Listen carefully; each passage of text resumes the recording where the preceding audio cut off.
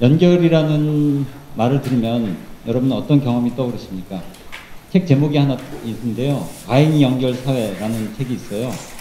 몇 년 전에 나온 외국 책인데 뭐가 과잉일까요? 우리 인터넷 네트워크는 엄청나게 과잉입니다. 오버 커넥트라는 제목의 책인데 실제 여러분 생각해 보시면 뭐 카톡, 페이스북, 문자 메시지 뭐 해서 내가 지금 연결돼 있는 사람이 어마어마하고 그다음에 시간적으로도 늘 우리는 연결돼 있죠. 하루에 카톡 메시지 몇 번 보나 생각해 보면 상상도 할 수 없는 연결을 우리는 하고 삽니다. 그런데 다른 한편으로는 연결이 너무 빈곤하고 다들 고립돼 있고 외롭습니다. 이 분명한 대비 속에서 우리는 코로나를 맞았습니다. 물론 그런 인터넷 사이버 연결망이 있었기 때문에 이 코로나가 덜 충격적이었다. 많은 경제학자들은 얘기합니다. 1990년대 정도까지만 하더라도 만약 이런 사태가 있었으면 엄청난 경제 마비가 일어났을 겁니다. 이런 유튜브 컨퍼런스도 불가능했고 뭐 많은 활동이 힘들어졌을 테니까요. 그러면서도 우리가 오늘 얘기하려는 그런 연결은 정말 우리 마음의 연결, 어떤 의지와 열망, 소망 그런 것을 어떻게 담아낼까 이런 차원의 얘기가 될 것 같습니다. 뭐 다들 아시겠지만 레베카 솔릿이라는 분이 쓴 책 대표작 중에 하나죠. 이 폐허를 응시하라. 이게 20세기 재난에 관해서 많이 다루고 있는데 재난 상황에 사람들이 어떻게 움직였는가 하는 겁니다. 거기서 나왔던 중요한 개념이 재난 유토피아죠. 인간이 저마다 자기밖에 모르고 살는 듯 하지만 재난이 딱 일어나면 언제 그랬냐는 듯이 사람들이 자기 안에 있는 선한 의지들을 끝내서 막 돕고 함께 힘을 합쳐서 이걸 극복하는 여러 가지 드라마들이 안에 담겨 있습니다. 그래서 우리는 뭐 아까 얼굴로 나왔던 저런 기름 유출 사고 때도 그런 걸 확인했습니다. 자, 그런데 이런 재난 유토피아가 감염병 같은 상황에서는 참 어렵죠. 왜냐하면 일단 피해자가 곧 가해자가 되는 굉장히 독특한 상황입니다.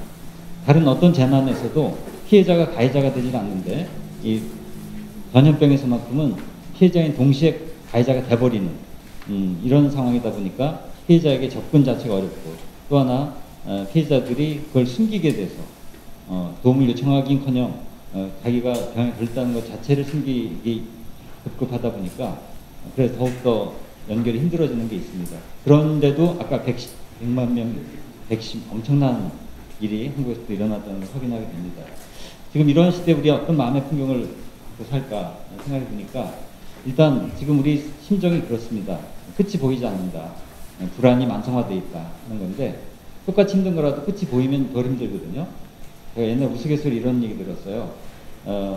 옆집에 사는 사람이 술만 먹으면 들어와서 거기다 신발을 딱 2개를 던지는 거예요. 이게 습관이에요. 이 집에 사는데 얼마나 맨날 짜증나고 잠 깨고 하니까 항의를 몇 번 했죠. 안 들어요. 계속 그래요.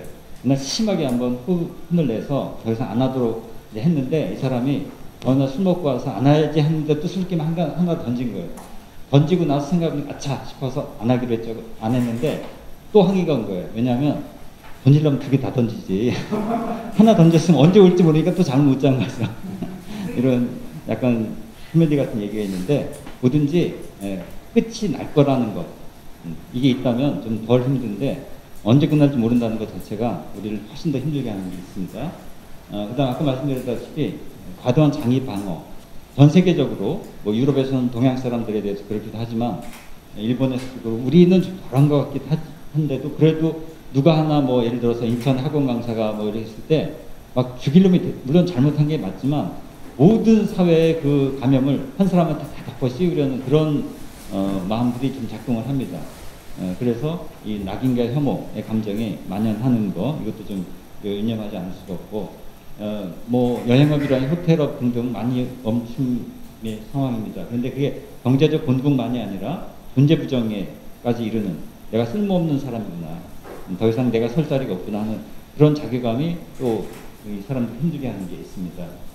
또 하나는 이제 오랫동안 거리두기 하다 보면 고립감, 우울이 늘어나는데 지금 금년 통계 다 나와봐야지 알겠지만 자살 같은 경우 봐도 작년 동기에 비해서 특히 청년들의 경우, 특히 여성들의 경우 많이 늘어나고 있습니다. 한 달에 지금 400명 정도 젊은이들이 지금 자살을, 그러니까 코로나로 죽은 인원만큼이 한 달에 젊은이 자살로 이렇게 좀 채워지는, 그리고 이것도 많이 얘기 나오죠. 과중한 돌봄노동을 해서 뭐 발달장애 키우던 부모가 동반 자살의 말은 안 맞죠.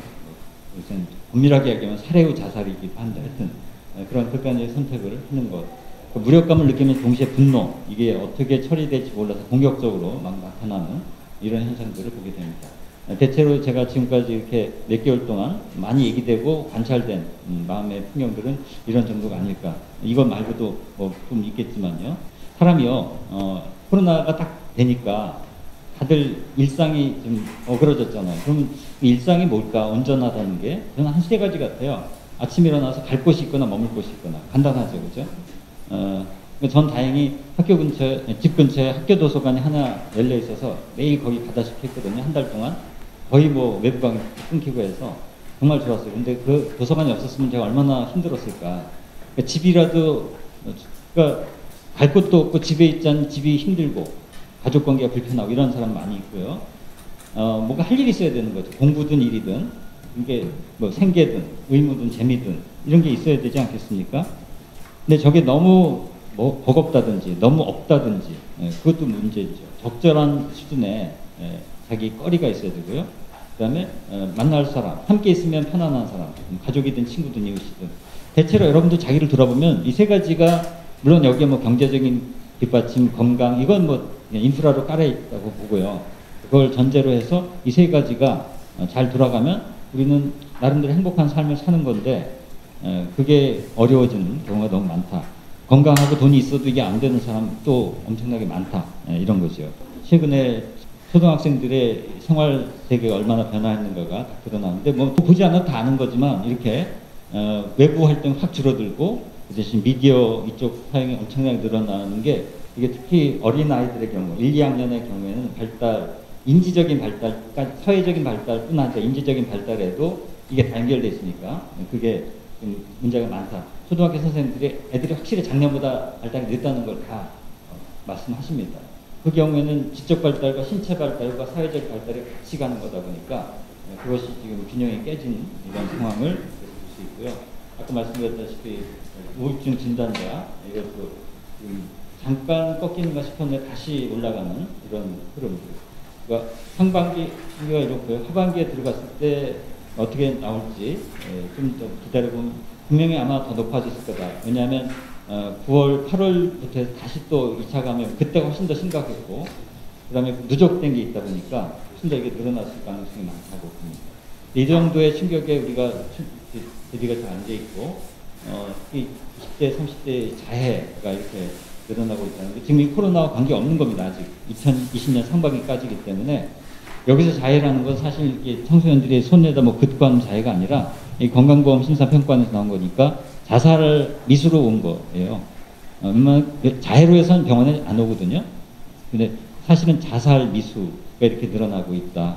그러면 2020년 하반기로 들어오면 훨씬 더 늘어나 있을 가능성이 많고, 왜 여성이 많을까 하는 것도 중요한 어떤 질문이 될 겁니다. 아마 일단은 불안정 비정규 노동직에 많기 때문이기도 할 거고요. 그 외에도 좀 다른 취약한 지점들이 있겠죠.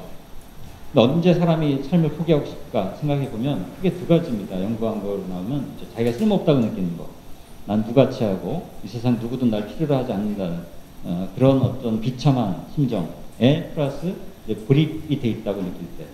그러니까 자기가 설령 누워서 똥오줌 누가 받아내는 정도로 무력해지고 아무것도 인간구실을 못한다 할지라도 가족이 자기를 정성으로 사랑으로 보살펴주면 고립감을 안 느끼죠.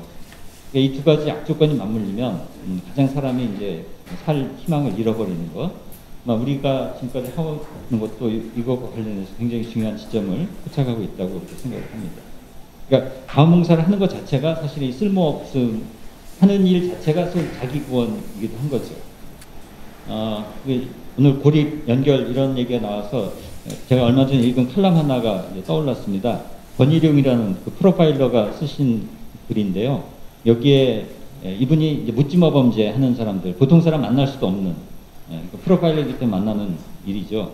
그분들의 깊은 생애 경험들도 듣고 하는데 끝부분에 이렇게 합니다. 마지막으로 꼭 하고 싶은 말이 있냐고 질문합니다. 근데 가장 많이 하는 답변은 누군가에게 내 이야기를 그렇게 오래 한 적도 처음이고 누군가가 이렇게 오래 들어준 적도 처음이다. 이 마지막 말이 그들의 고립된 심리를 가장 잘 알 수 있는 것 같다. 이런 분들은 잘 드러나질 않습니다. 희귀고물이 같은 분들이죠. 아무도 만나지 않고 보이지도 않는 차라리 폭주족이거나 조폭은 나요. 연결돼 있거든요. 조폭은 단단하게 연결. 근데 아무도 세상에 자기를 알아주는 사람도 없고 만날 사람도 없고 자기를 찾는 사람도 없는 그런 채로 오랜 세월을 보내는 사람들은 자기에 대한 어떤 원망감, 그 다음에 세상에 대한 적대감 이런 게 점점 더 부풀려지다가 나중에 엉뚱한 데서 터지는 일이 종종 있다. 그러니까 이 연결이 안 돼 있다는 게 단지 개인의 불행에 끝나지 않고 사회적으로 엄청난 이런 재해가 될 수 있다는 것을 여기서 알게 됩니다. 근데 왜 우리는 관계를 못 맺을까?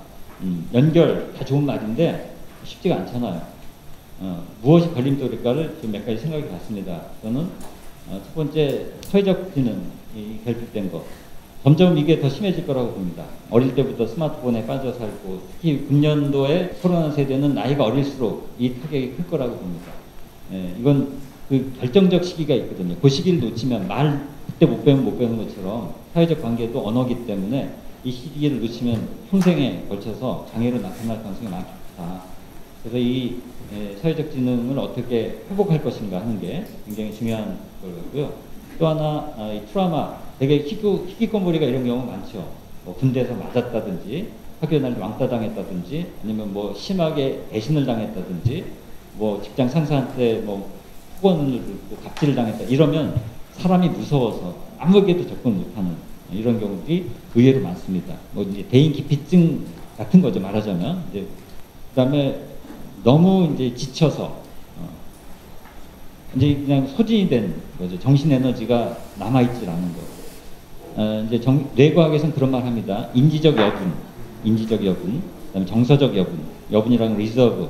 뭔가 저수지에 뭔가 좀 잔고가 있어야 되는데 통장으로 말하면 잔고가 없으니까 바닥이나 마이너스가 되면 누군가한테 연결된다는 건 마음을 쓰는 거고 에너지가 필요한 건데 이게 없으면 안 되는 거죠. 경청도 안 되고 내 할 말도 힘들고 사실 많은 직장인들이 이런 상태에 있습니다.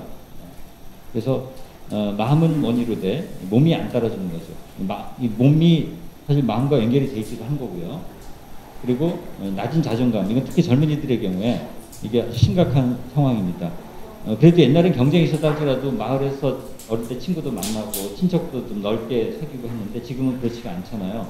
계속 경쟁 하다 보면 뭐 상위 진짜 몇 프로 빼놓고는 다 열등의식에 비교 속에서 늘 자기 열패감을 느꼈기 때문에 거기에 체득돼 있고 어디 가든지 이렇게 위축이 되고 비교가 되고 다른 사람 시선에 노예가 되고 이런 것을 보게 됩니다. 또 하나가 이제 기회와 공간의 부족이라고 생각이 들어요. 사람을 만난다는 게 맨날 인터넷만 SNS만 할 수는 없잖아요. 직접 만나야 되는데 계기가 없단 말이죠. 옛날 같은 뭐 동네 뭐 골목도 있고요.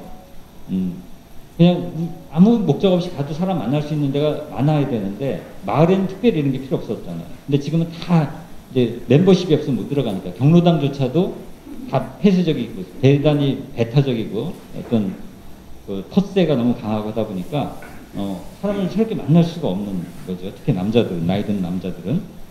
그리고 공간도 중요하다고 생각해요. 공간. 그냥 아무렇지도 않게 캐주얼하게 만날 수 있는 그런 공간을 일시적이라도 상시적 공간이 아니라 만드는 것 이런 게 있어야지만 저 사람이 이런 걸 필요로 하는구나, 저 사람이 이런 걸 지금 힘들어하는구나 좀 파악이 된 게 있어야지 무사시에 문제가 있어도 들어갈 수 있는 거죠. 일본에서 자주 나오는 얘기지만 뭐 지진이 많이 나잖아. 고베 때도 그렇고 특히 고베 때 제가 그 다음에 그 옆 동네에 살아서 많은 이야기를 들었는데 똑같은 지진 피해가 있어도 평소에 이렇게 오가는 왕래가 많았던 동네는 피해가 확실히 줄었다. 그 이유는 당연하죠. 그러니까 바로 먼저 들어가서 그걸 모르면 도와주고 싶은 마음이 있어도 누가 누군지 알 수가 없습니까? 저분이 혼자 사는지 가족이 있는지 모르니까 그런 게 이게 평소에 어떤 관계를 느슨하게나마 맺고 있었던 게 중요한가 하는 것을 알게 됩니다. 그래서 이제 비대면 시대에 있기 때문에 더욱 이게 좀 어려워진 점도 있지만 결국 이제 사회적 거점이라는 게 필요해지는 시대가 왔다고 봅니다. 그리고 하나가 비노동 세계. 그러니까 내가 버젓한 직장도 없고 정규직도 아니고 뭐 심지어 뭐 백수라 할지라도 내가 창피하지 않은 인간으로서는 최소한의 전엄을 누릴 수 있는 그런 만남이 필요하다. 구체적으로 그게 뭔지는 이따가 사례를 좀 말씀드리겠습니다. 오늘 제목으로 걸었던 삶의 이야기 확장되는 공간이라는, 우리 이야기 많이 합니다. 수다도 떨고요, 뒷담화도 하고 하는데, 확장된다는 뭐냐면 이야기 나누면서 그 의미가 깊어지고 내 삶이 풍부해지는 것. 그러니까 이야기를 나눴는데 내 삶이 풍부해지지 않는다. 그건 뭐 그래도 이야기를 안 나누는 것보다 낫지만 우리가 정말 소통이 됐다고 느낄 때는 그런 거잖아요. 똑같은 경험인데 이야기하다 보니까 이게 훨씬 더 다른 색깔로 드러나게 되고 내가 사랑스러워지는 그런 공간이 있습니다. 그런 만남. 여기서 공간은 사회적 공간을 말씀드리는 거였고요. 그리고 실제 감각, 프레젠스. 이게 오늘처럼 이렇게 저도 오랜만에 이렇게 오프라인으로 뵈니까 정말 이렇게 막 가슴에 트이는 거거든요. 예. 이게 정말 부족하죠. 안 그래도 이 스마트폰 때문에 실제 감각이 점점 더 없어졌죠. 함께 있어도 함께 있는 게 아니잖아요. 각자 다 가족끼리 어디 가도 각자 다 카톡 보고 앉아 있으니까 정말 존재로 하나가 된다는 거, 연결된다는 게 실감이 안 나는 시대가 된 거죠. 그러다 보니까 이제 접촉은 줄이되 만남은 유지하라 이런 표현이 나오는 게, 물리적 접촉은 줄이지만 만남은 어떻게 그래도 그렇다고 온라인으로만 계속 할 수는 없죠. 그 절묘한 지점을 타야 되고 이제 위드 코로나 시대가 됐기 때문에 절충점, 아슬아슬한 그 경계를 계속 가야 될 것 같습니다. 제 지인이 자기 집에서 이런 모임을 최근에 많이 갔더라고요. 이분이 미술 평론가 하시는데 평소엔 그 미술에 관한 강의를 많이 하시기도 합니다. 근데 이제 코로나 시대가 돼서 잘 못 만나니까 이렇게 모여서 그렇게 많은 사람이 필요하지 않죠. 그냥 지인들 모여서 얘기 나누고, 그러니까 집이라는 공간이 저는 이제 완전히 사적 공간이 돼버야 되는데 그럴 필요 없다. 다시 좀 열자. 서로. 그렇다고 대규모도 아니고 조그만. 그런데 약간 주제가 좀 있고 긴장감 있는 이런 모임이면 좋을 것 같다는 생각이 들고요. 전 이런 것도 앞으로 좀 많이 활성화되면 좋겠다는 겁니다. 이미 뭐 많이 하기도 하지만 코로나 시대이기 때문에 더 소중하다고 느껴지는데, 동네가 좀 그냥 오가는 통로만이 아니라 사람들이 머물고 만나는 공간이면 되면 좋겠고, 그걸 위해서 아까 만남의 계기라고 말씀드렸죠. 모르는 사람끼리 동네를 좀 함께 도는 만남, 이런 게 있으면 좋겠다. 이건 제 후배가, 저 가운데가 제 후배인데 자기 동네에서 어린이집 아이들 엄마들 한 30가구가 늘 이제 만남이 있어요. 그래서 일정하게, 이건 코로나 이전입니다. 동네를 저렇게 쭉 돌고 아이들한테 동네에 추억을 만들기 위해서 이렇게 하는 거더라고요. 그냥 같이 다니면서 뭐 질문하고, 특별히 뭐 어디 방문하는 데 없어도 그냥 돌아다니는 것만으로도 애들한테는 굉장히 새로운 세상이 열리는 거죠. 늘 다니던 길도 누구와 함께 걷냐에 따라서 다르기 때문에요. 저쪽은 제가 2012년에 저쪽 그 성북구에서 건강마을 뭐 할 때 장면인데, 그렇게 홀로 사는 노인들이, 홀로 안 사는 분도 계시지만 홀로 사는 분도 섞여 있고요. 뭐 지병이 있는 분들, 고혈압, 당뇨 이런 분들은 운동을 정기적으로 해야 되잖아요. 근데 혼자서는 잘 못하잖아요. 안 하게 되고. 매일 저녁마다 저렇게 일정하게 모여요. 안 오면 전화하고 챙겨야 돼요. 저렇게 운동한 다음에 도는 겁니다. 동네를. 그것만으로도 일단 몸이 최소한 운동을 하게 되고, 그 다음에 두 번째, 그래도 매일 안부를 확인하고 외로움이 줄어들잖아요. 친할 필요가 없습니다. 그냥 안부 인사만 하면 된다. 저는 코로나 시대에 이런 것들이 많이 활성화되면 좋겠습니다. 예를 들어 동네에서 하루 뭐 저녁 때든 뭐 그 시간 되면 사람들이 모인다. 몇 명이 사면 함께 돈다.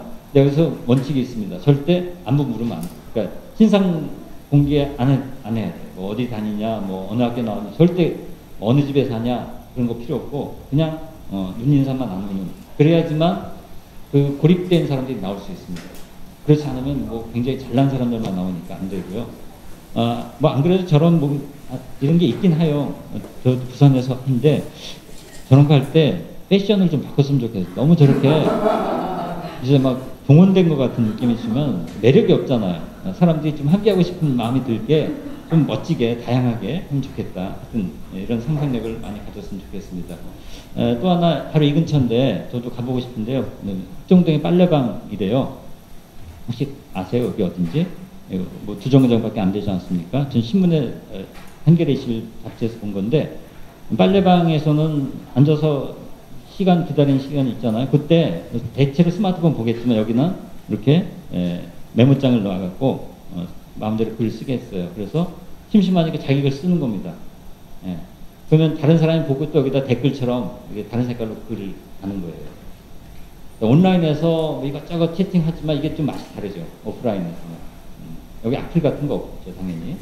제가 오늘 강조하고 싶은 건 우리가 너무 아는 사람끼리만 어울려 지내는데 모르는 사람끼리도 이렇게 굉장히 풍요로운 그런 연결이 가능하다 하는 거고요. 그 다음에 아까 제가 그 비노동세계, 이 니트 컴퍼니라고 저도 얼마 전에 알게 됐습니다만 이게 다 백수들이에요. 청년들이. 근데 출근을 맨날 한대요, 저렇게. 출근 도장 찍어야 돼, 반드시. 그렇다고 월급 주는 건 아니에요. 대신 또 저기 명함도 파고요. 사원이 뭐라도 되겠죠. 사원 멋있죠. 그래서 이분들은 중요한 게 뭐냐. 내가 직장에 없어도 아직 노동세계에 자리가 없어도 사회적인 자아를 유지하는 겁니다. 이 나이에 이거 없이 그냥 몇 년 고립되다 보면 그냥 다 끊기고요. 그런 대화적 지능을 다 상실해 버립니다. 그래서 그렇게 되지 않도록 얼굴도 하나도 안 가리고 얼마나 전 멋집니까? 전혀 이게 창피한 게 아닌 거죠. 뭐 무능해서 그런 것도 아니고 시대가 그런 거 어떻게 하겠습니까? 이런 공간들이 많아져야 된다. 여기에 다른 걸 좀 결합시킬 수 있겠죠, 앞으로.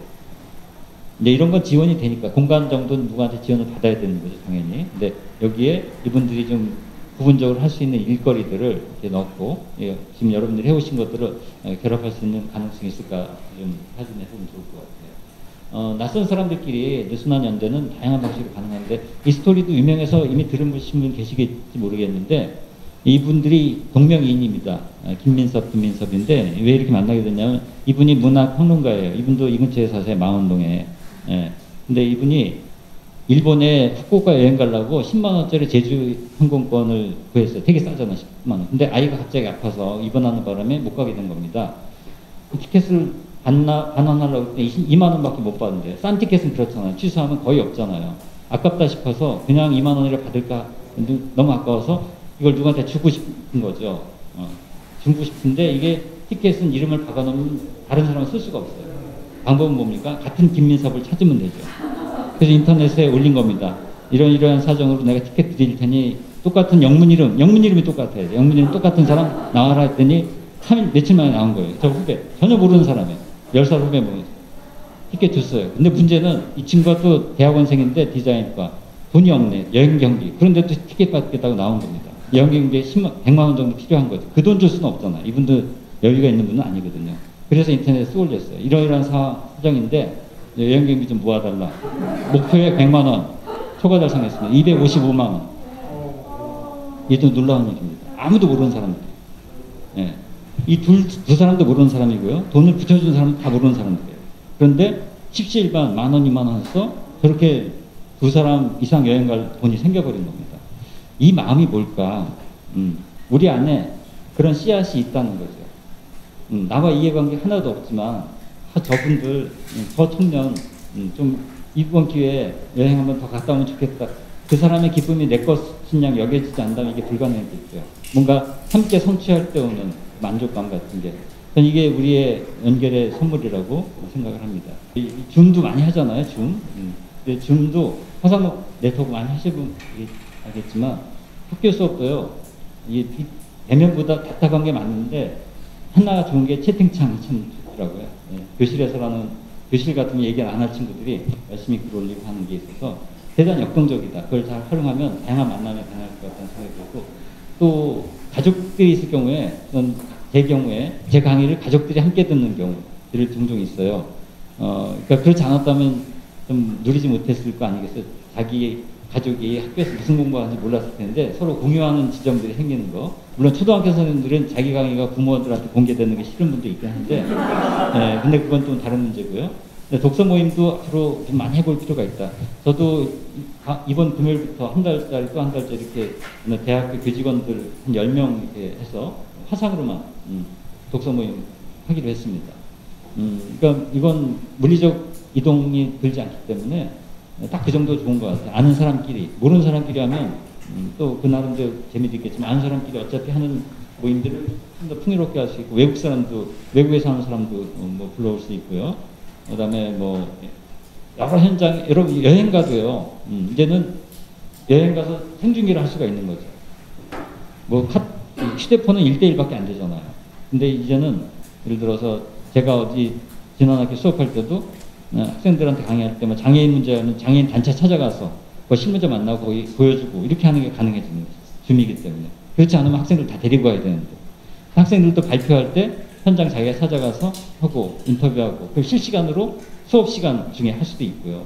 네, 다양한 상상이 가능해지더라고요. 그러면 이게 꼭 수업만이 아니라 여러 가지 우리의 만남이나 무슨 프로그램 같은 거 할 때도 전에 할 수 없었던 이런 것들이 열려있기 때문에 오히려 비대면이 우리한테 새로운 공간을 열어줬다 이런 생각이 듭니다.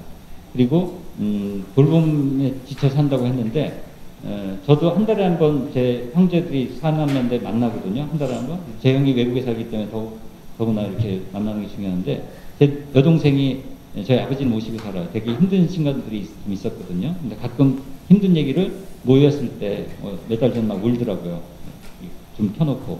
그렇게 울 수 있는 공간이 있다는 얼마나 소중합니까? 네, 위로도 해주고. 그래서 지금 독박 돌봄으로 힘든 사람들이 돌봄을 함께 해주면 제일 좋겠지만 그게 아니라면 그분들끼리라도 연결되고 누군가가 함께 하면서 그분들한테 힘을 실어주고 힘든 얘기를 나눌 수만 있어도 그건 큰 도움이 되지 않나 이런 생각이 듭니다. 그래서 이제 우리가 뭘로 연결되나 보면 이런 걸로 연결될 때가 많죠. 학연, 기연, 혈연, 또 하나 있습니다. 흡연. 네, 흡연 공동체도 단단 회사에 보면 담배 피는 사람끼리만 모이는 게 있어요. 분노와 적개심, 열등감 이런 걸로 모이기도 하죠. 꼭 나쁜 건 아닙니다. 근데 이걸로만 모이면 삶이 되게 좀 빈곤해지는 것 같습니다. 우리는 어떤 기억으로 만나고 비전으로 만나고 과제로 우리는 주로 이제 자원봉사 제회는 과제 중심으로 만나는 거죠. 비전이 있고요. 또한 배움이 있고요. 또한 연민. 그러니까 재해라는 건 사람들이 뭔가 큰 난관에 부딪히고 좌절하고 상처 입고 근데 오히려 그게 새로운 연결의 통로가 될 수 있다. 서로 공유할 수 있는 어떤 체험이 될 수 있다는 것. 그게 그냥 분노와 적개심으로 갈 수도 있지만 오히려 연민으로 서로 만날 수 있다면 그건 인간이 또 다른 장으로 넘어가는 그런 차원이 아닐까 이렇게 생각을 합니다.